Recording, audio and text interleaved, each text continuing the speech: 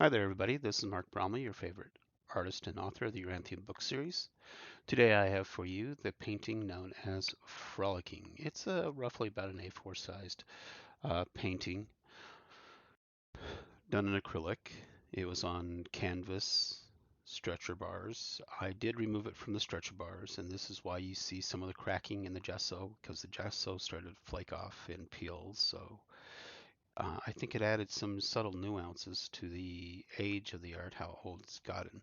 After all, this was made back in about 1992.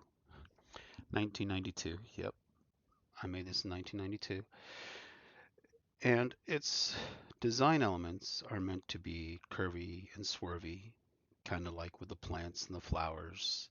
And then the rigidity of the human form still being kind of curled and curved into the painting itself as they're dancing amongst the flowers like fairy folk, or in the Yoranthium book series, which I call the Elfefolken, or Elf for short. But yeah, these are just humanoid people just dancing among these flowers. The whole idea here was to show you that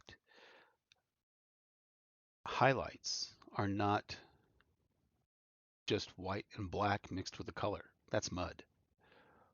Highlights are actually adding color to create the illusion of highlights and shadow. So you're actually using direct colors. And if you really look closely at any kind of color on any day, on any person, it's really not just white and black. It's actually another color. Shadow is just another color. Or the highlight, that's just another color. Light is color, dark is color. And that's a lot of things that are tricky when you're actually exploring art. Of course, I was an art student when I created this, and I had quite the imagination. I always did. And that's how Frolicking came about. And, I've been trying to teach the teachers that white and black were not the solution to all their artwork, that sometimes all you're really doing is making another color darker, not blacker, making it darker. Or you're making another color lighter, not whiter, but lighter.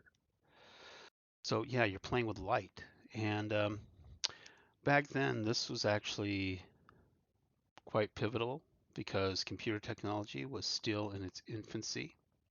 Computer graphics only had like about 16 types of color you could use at the time.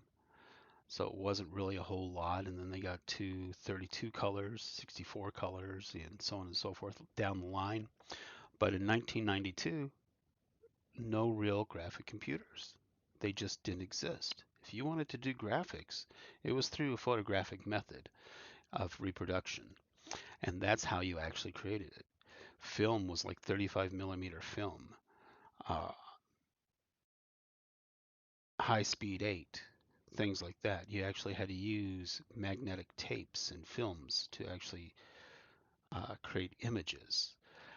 So you were either actually really taking the actual picture, or you actually had to set up stage lighting. I mean, real lights. You actually had to have can lights around to actually create good imagery. And if you didn't have access to all that technology, well, then you did what you could with what you had. And, I've been doing that for a long time and stuff. And,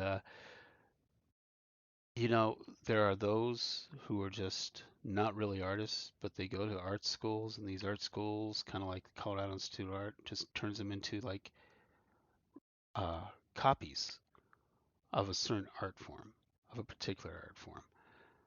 But they're not imaginative or creative at all. They're just doing what somebody else showed them to do. And that's what our art's turned into. That's the art of the machine. And we can see how far that went. That went into AI, and now the AI stole all the machine artists' abilities and skills. I think an AI would have difficulty even understanding my artwork because it's organic and it's original and it's really simple. It is really simple. It's really basic.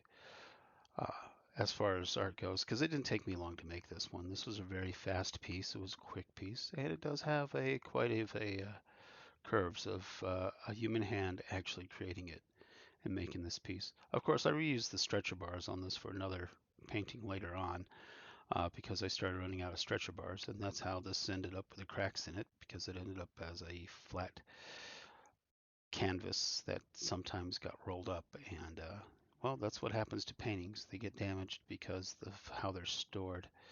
But it's a wonderful piece, and it's a fantastic piece, and it shows a lot of curvature in the lines of brushstroke back then.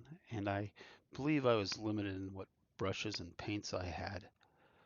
And to get these particular colors out of just red, blue, and yellow is not that easy. And you'd have to agree with me because there's some nice pinks, purples, some greens in here. And these are secondary colors for the most part, with the skin tones being a tertiary color of various forms of orange to brown with the yellows in it. And you can quite see that, yeah, I'm a pretty good mixologist, huh? Yep, mixology, that's what you got to learn. It's kind of like mad science meets painting, but mixing paints takes more time than actually painting the painting itself. So, yeah, always help out your artist. I'm an artist. I'm in blight. I need help. Go to my website, go to my Gmail, get my book series, Yoranthium, get my t-shirts, get something, you know. If you're going to drive down the street and just throw money out the door, handing it to some homeless person on the side of the street, why not help out me, an artist? Just send it my way. I'm actually creating a product. It's real. So you can actually buy a real product. So think about that. Think about that when you're driving down the street today, that you don't have to throw money out your door. You can just go online and use your card and buy something from me. Great. Let's go do it then. You have a great day. I'm Mark Bromley, artist and author of the Yoranthium book series, and I hope you enjoy it.